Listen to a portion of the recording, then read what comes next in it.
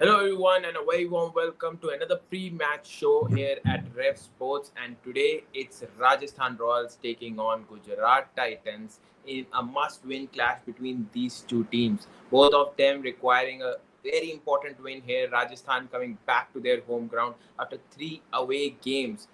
This match is going to be played at Savai Mansingh and it is going to be very hot. Gujarat Titans have the momentum, have the form, but they wouldn't want to slip up here to make the top two fight for the top two a bit more interesting. So before we get into the details, joining me is Vaibhav Tripathi and Prasidh Krishna's agent, Bharat Ramraj.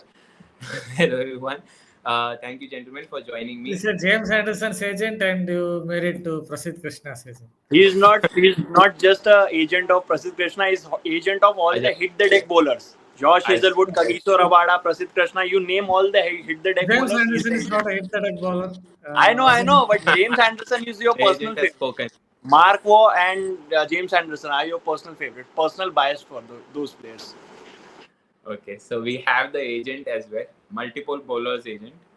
He's a big shot, and he's gracing us with his presence. So before we we'll get back to the game. It's an important clash. Rajasthan could have been in the top four, top five had they won those 3 winnable games. They failed to make that chase possible, and now they are at the brink of getting eliminated. They are still in the game because of some mathematics that is going on. 5 wins on the trot from here can still give them a chance to play off. But Gujarat Titans, a very strong team, having a formidable bowling lineup, where Rashid Khan has still not peaked at his best. So this is going to be an interesting. So Bharat sir, I'll straight up start with you. Do you think Rajasthan has something in them here at Jaipur that they can cause some kind of damage to Gujarat Titans' chase for top two finish? Maybe from Rashid Khan's perspective, perhaps this is his chance because whatever I've seen at Jaipur, at least the tracks are a little bit slower. Yes, I'm not saying it's going to grip and all, but at least it's on the slower side. And Rashid Khan, maybe if there's a little bit of any little bit of variable bounce, even if the odd ball is stopping, it might really help him. I believe somewhere Rashid Khan's offerings behind Rashid Khan's offerings that Venom is missing. See, for example, with a pace bowler might be bowling at 140 kilometers per hour, but that little bit of Venom might be missing with his offerings. I think something is similar with Rashid Khan. Sometimes it feels like that little bit of Venom that was there is missing from his bowling. Hopefully, he will solve that jigsaw puzzle. And as I noted, at Jaipur, he might have a chance of doing well because generally, at least the tracks are on the slower side here. Okay. Vaibhav, your thoughts. I'll just reverse it. Your perspective. Gujarat, should they be concerned that Rajasthan might come off at home a bit better than they have on the away games? See, historically, if you see, Rajasthan have been very poor at their home ground against Gujarat Titans. Gujarat Titans have played 2 games here and they have won both the games.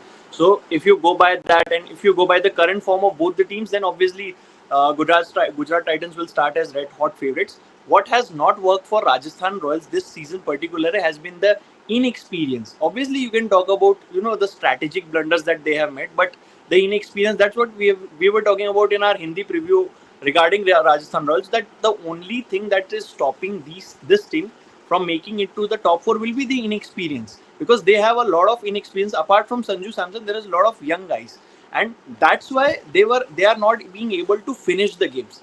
They are for the major part of the innings, major part of the batting innings in the second time.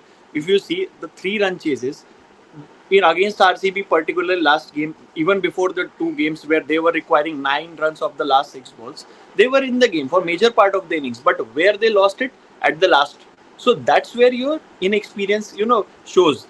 Dhruv Jurel, despite being there, despite being a set batter, he was not able to, finish the games. Why? Because he's still very unsure about his role.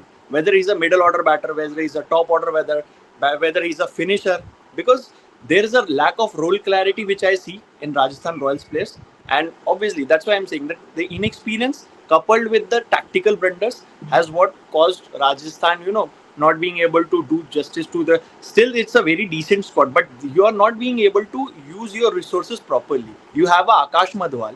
You haven't given him any chances. You are still sticking to Thikshana, Hasaranga. You are not even playing a Kumar Karthike. Kumar Karthike is a Chinaman bowler. All the Chinaman bowlers who are playing in the IPL, they have been doing well. So why you are not giving chances to your own, Indian players? I don't know. What is the obsession with your overseas players? And even in the overseas options, you don't have a big, marquee players. Yes, Jofra Archer is there, but ever since he has remodeled his action, he has not been the same Jofra Archer of 2019. That's why you are choosing Sandeep Sharma to bowl the final overs, not Jofra Archer. He is bowling the super over, not Jofra Archer, because Jofra Archer is not his old self. That's why there is a problem for Rajasthan Royals, and now Sanju Samson is not there. He will not be available for this game as well. So and honestly, they have admitted that their season is over. They cannot do an RCB, which they cannot do something which RCB did last year, qualify with the 14 points, because there is already a traffic jam with 10, 12 points. Even it will take a big effort from LSG or Punjab Kings to now get into top 4. So I don't think, obviously mathematically they are in, but the way they have played and the same sort of mistakes they have been committing time and time again in every game, it's not going to help them in any way. And so for me, I think Rajasthan Royals season is already over, and it's about time. Like today, Gujarat Titans will put an end. Mathematically also they will be out after today's game. Also, a point to it. I think it's also about muscle memory. If you choke once, if you lose from a winning position once, then it becomes a habit. It becomes a habit where you might lose two or three games, where it seems like you're going to win the match, and then you would end up losing. It's a fear of losing that just creeps into your mind. So it's also in the mind. I think that's what has also happened to Rajasthan Royals. It happened to them once. Then it happened to them twice, and somewhere I think it just went inside. Somewhere I guess it sowed the seeds of doubt in the players' mind. They started to think it will happen thrice as well, and that's what exactly took place, I guess, at Chinnaswamy, where again 17 runs or 12 balls. Yes, Hazelwood bowled well, and all those bowlers, even Dayal bowled well in the last over. But I think in the mind they had already lost, and also Rajasthan Royals have tended to depend too much on individual brilliance, maybe occasionally with a new ball Archer, somewhere else Jaiswal with a bat, couple of 50s here or there. So they've depended too much on individual brilliance. Someone like Hetmeyer also has not come good. He was known as a finisher, but as a finisher, he's not come good. I think opponents are bowling much, much better to him because they generally believe he's very much an excitator. So a lot of things have been said about Rajasthan Royals and how their season is come to an abrupt end because of the way they have failed to chase up. But an interesting point that was Archer. He isn't being used at the fag end. Sandeep Sharma is being preferred over him because most of time he has been utilized in the power play, and he is bowling. No doubt about it. He has been bowling brilliantly well in the power play. So that brings me to an important matchup. Shubman Gill has failed to make his mark, especially against Jaiswal. I think he has gotten out 3 times by now and scored only 10 runs against him.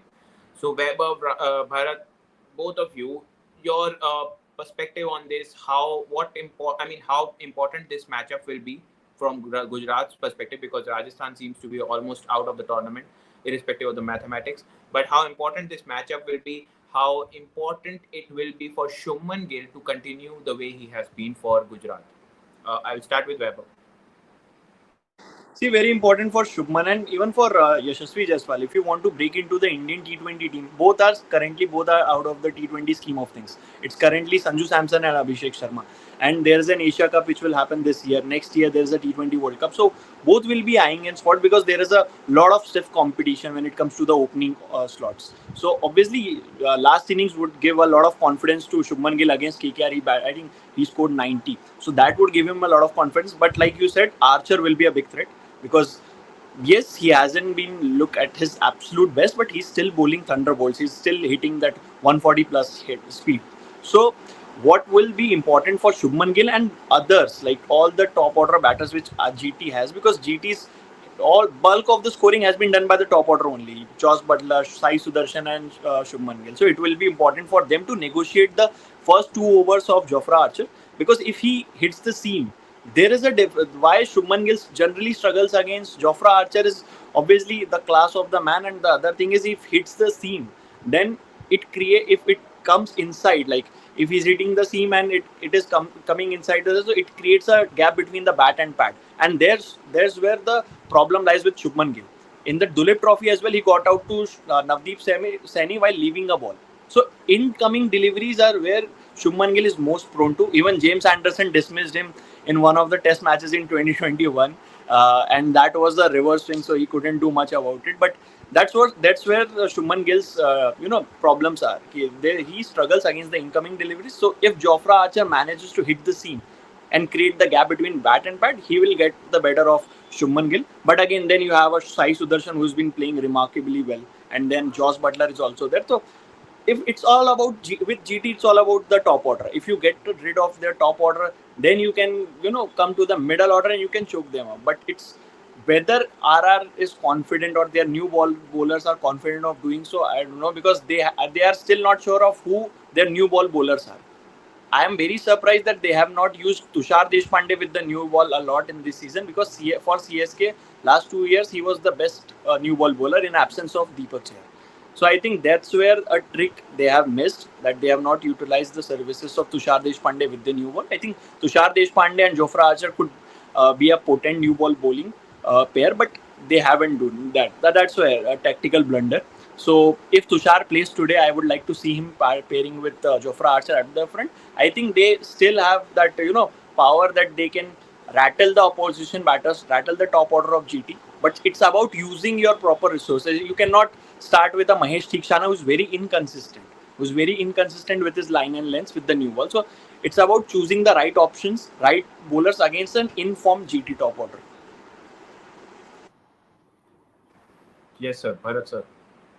Can I just repeat the question, because the way he said.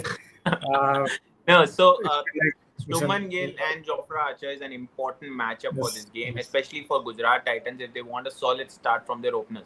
Sai Sudarshan might be doing well, but Shubman Gill has failed to make a mark, especially against Jofra Archer, and these both will be facing each other in England in a couple of months' time. So, how important do you see this matchup? Let's put it from Gujarat's perspective for now. Yeah, see the matchup. Before that, I want to ask another question to Bharat sir in alignment with that. Do you see Jofra Archer playing the England series? Because I think ECB is saving him for Ashes, not for the India series. See, Archer versus Gill, I think why it could work for Archer is because he mainly bowls at in swinger. It's not someone who bowls a lot of these away swingers, a few of them straight and off the seam, but it's mostly good at in swing. And Shubman Gill obviously has the problem with the inward angle incoming ball, because he doesn't always load up as you really want to go as per ethics of batsmanship about playing movement up front. Then it would be load, press and release. You have to load, press and release your back foot, then only your front foot would move towards the pitch of the ball. He sometimes tries it, but it doesn't really naturally come to him. I noted he deliberately tried it versus Vaibhav Arora, because he understood that he's mostly going to get the ball to come back in, and that is how he got through the 2-3 overs. I'm pretty sure he will try today against Archer, but I think that is the reason why he got out recently, and that is the reason that could really trouble someone like Shubman Gill. So I think he knows it, what Archer is going to bowl, and Archer knows what he has to bowl to him. As far as Archer for the Tour of England, I from what I've heard from a few sources in England, from a couple of them, it feels like they might be looking at him playing one test. That could be what BCB could be looking at. One test against India, if they can somehow fit him, and then take him to the Ashes. Because I think they're looking at bowlers like Joe Stong, Jofra Archer, Mark Wood. I'm thinking about the Ashes. Mark Wood and Bryden Cars for Ashes, maybe for India series. If Chris Wokes or that Essex guy Cook might play a couple of tests with the ball of the same.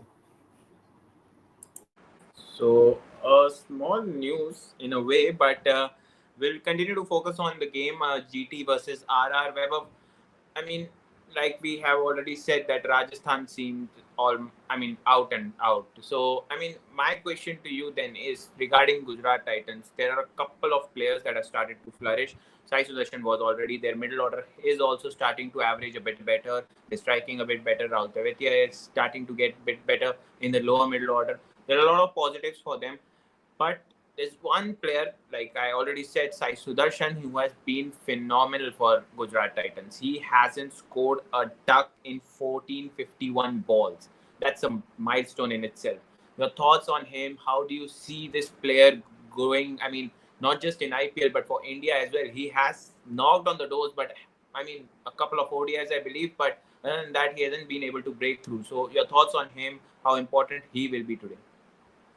Yeah, he'll be very important to Gujarat's chances. As throughout the season, we have seen that he has been the most consistent G3 batter, and it's not very surprising to see Sai Sudarshan playing in this manner. There is a good reason why he made his debut in South Africa, why he played those ODIs. Obviously, senior players were not there. It was more about junior players, Rajat Patidar, Sai Sudarshan playing that tour, Arshdeep getting a fifer in that tour. But Sai Sudarshan for me is the second most complete left-handed batter after Yashasvi Jaiswal.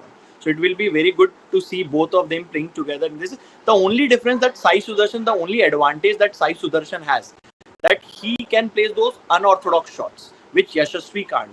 Yashasvi obviously can, but at the moment he hasn't, developed those shots. Sai Sudarshan can play the scoop like Butler does, that ramps he can play. So he's more of a complete T20 batter, or a better T20 batter than someone like Jaiswal, and he has got a good range. Against spin, particularly, he plays really well. He plays spin really well. I remember him scoring 100 against CSK last year, where he forced that 200 run partnership with Shubman Gill. So, just because of that strike rate thing, that his strike rate is around 153, 154.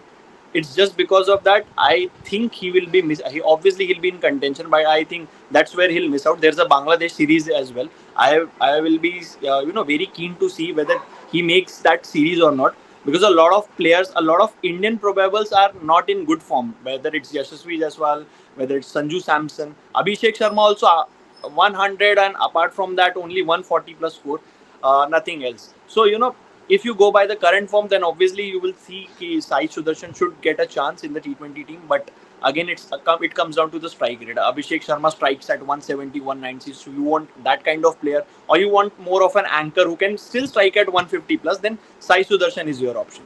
But I want to see Sai Sudarshan playing in both formats. Like, he's complete batter. He looks a complete batter to me, and he has played county as well. So he could be a potential candidate for the Test series as well, as a maybe a travelling reserve, but definitely is a player for the future. He is definitely. But sir, your thoughts? I would like you to focus more on the complete picture. The three top batters have been in phenomenal form. They're averaging around 53 in this tournament. They have been consistent throughout this tournament, and they have been very vital for Gujarat's success this time around. They have been quietly going up to the tabletop, and no one has even discussed at length how good they have been. Their bowling unit is extremely phenomenal. We'll talk about that in a bit. But before that, three batters who are in the top run getters list as well. Your thoughts on them and how they are going to be crucial at this dry pitch of Jaipur? No, that is the template. That is the template from match one. That one of the three at least has to bat deep. So if one of the three bats deep, then they will Gujarat Titans have that platform where Sharfin Rutherford can come and score runs quickly. Although that hasn't exactly happened. Sometimes Sharfin has failed with the right arm seamers bowling from over the wicket, bowling fuller and angling it away from the left hand batter. But that's the template. Butler, Sudarshan and Gill, one of them at least has to get a 50, at least a 50, 70. And obviously, Butler sometimes gone on to score 94. Sudarshan also has got those big scores. So, and they're very good at it. All three of them are very good at it at this point of time in his career. When Butler takes a little bit of time up front and then changes gears, then shifts gears, because maybe he's not the player that he was in terms of stroke play. I'm not talking about experience, because if you look at his movements, he looks at, I think his trigger is back and then forward. Maybe he's a little slower than he used to be. So he also takes a little bit of time. Maybe Gill is striking a little little quicker this time this days compared to Sudarshan. But all three of them that like to construct an innings, get to 50, 60, set a platform, and then for Sarfin Rutherford to come good, which obviously, as I noted, that doesn't exactly happen. So they played it. They played it according to the roles that have been set, and that can be said about their pace bowlers as well. Definitely, Vaibhav might have to leave us, but before that, Vaibhav, I just want you to answer.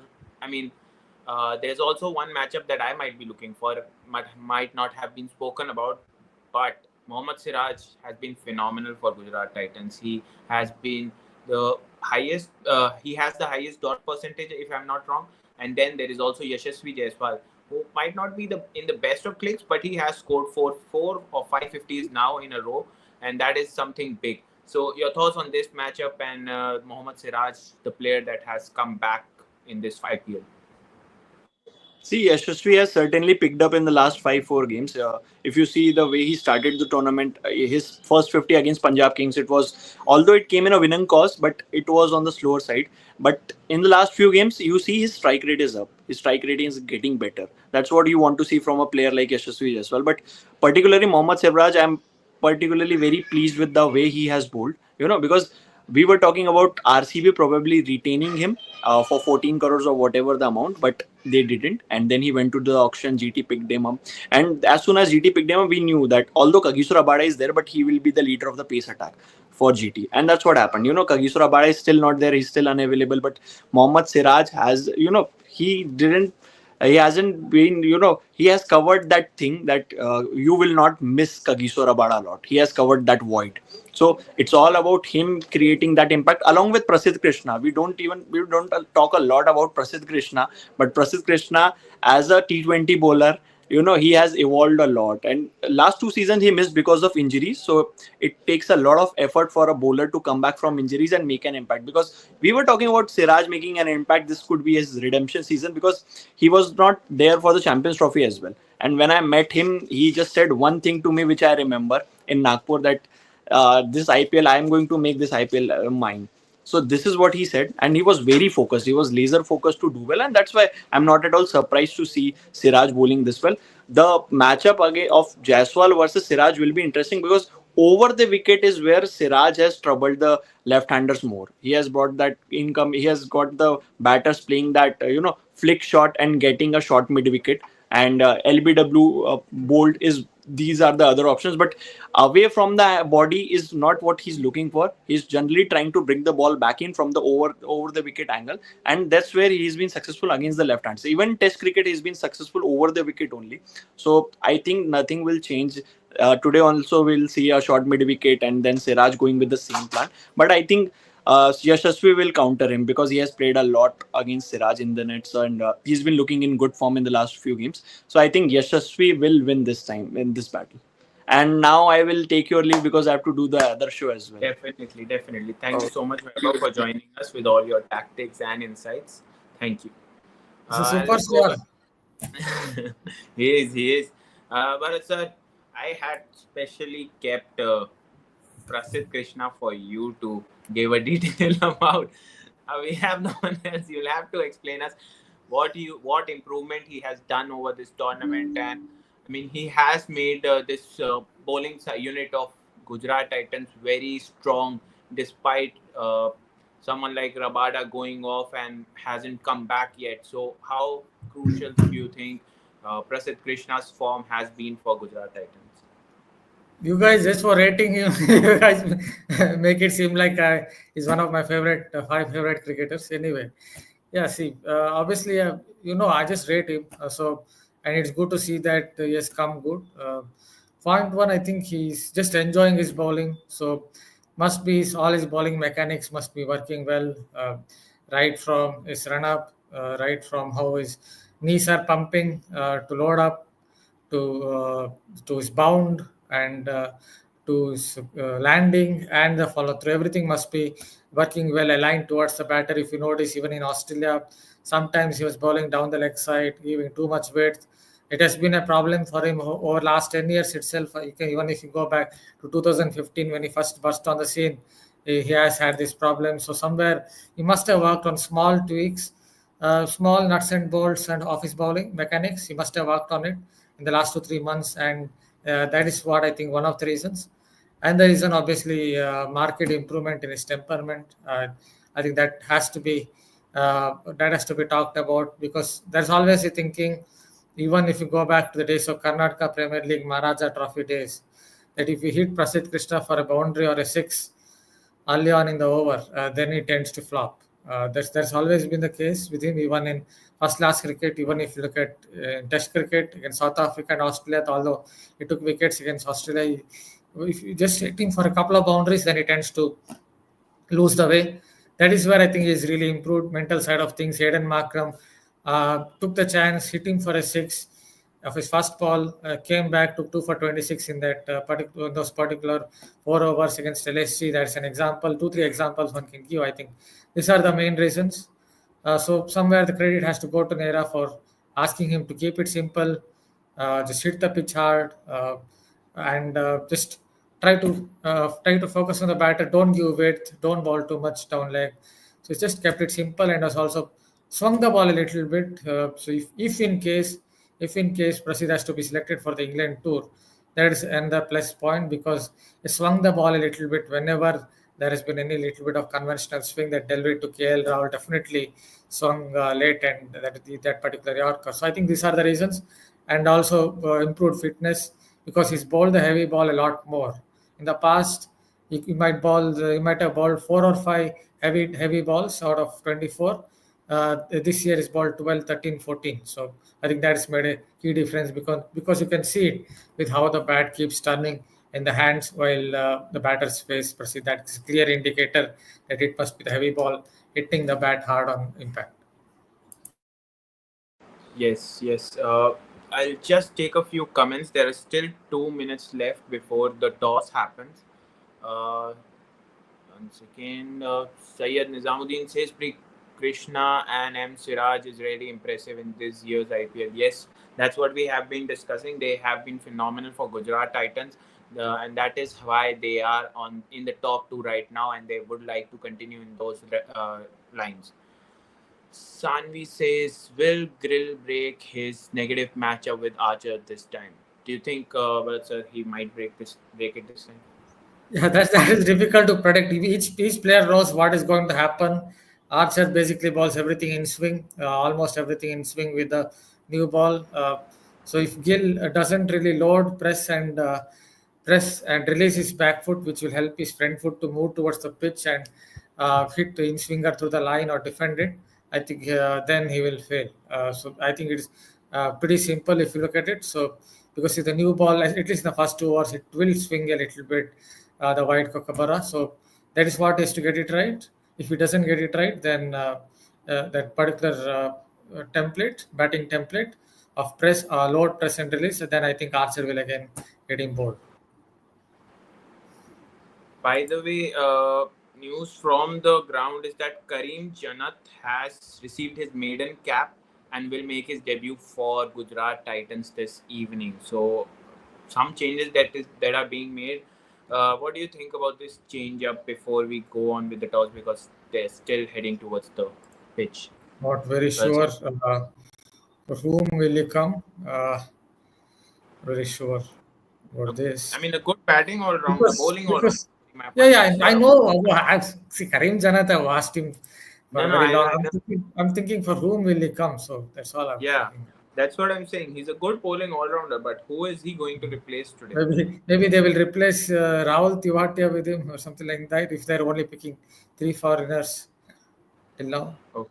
There's a bit of grass on the pitch, but it is a bit on the harder side. So is that something that they're thinking about before doing this? Maybe. But yes, please. This is Butler, Sharfin, Rutherford. So they used to pick, I guess, one less foreigner. So as Rashid Khan. So maybe it is Rahul Tiwatia who will go, and this guy will come. Okay. And do you think that there might be further changes or some changes in Rajasthan teams? What are your thoughts on Should they make some changes here? See, there's not much left for Rajasthan Royals. Maybe it's better to continue with the same set of players, give them a little bit of confidence because they have been few of them have been failing for a while. They have already made a change. They've got in Vaibhav into this playing 11. So I don't think they should. Maybe at best make one change at best, but I think it's better to give the current set of players more chances, give them the confidence. Uh, Maybe that will help their confidence, and they will go on to click. Okay, and I think we might have had the toss update Yeah, for Rajasthan my. Royals have opted to ball. Okay, so Rajasthan has opted to bowl. They won the toss. Riyan Parag won the toss and opted to bowl first. Quick thoughts on that and your prediction on the game, and then we'll just wrap up things here. Predictions.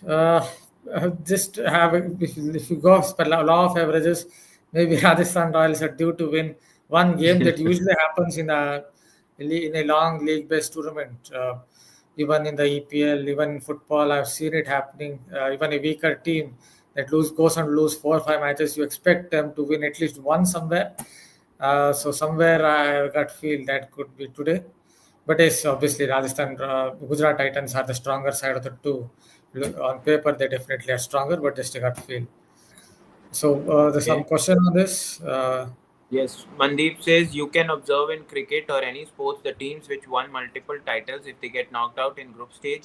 Okay, but if they get knocked out, zero or less trophies, team loses more often. Okay, I didn't understand the second part. Okay, but irrespective, there you have it. Rajasthan have won the toss and they have opted to bowl first. We will be joining you guys again at the post-match show. There will be Bharat, Shamik, and others as well. So do not forget to like, share, and subscribe. Rev Sports. We will be back with our insights and fun banters here and there. And until then, thank you so much, Bharat sir, for keeping me company here. And we'll see you next time. Thank you.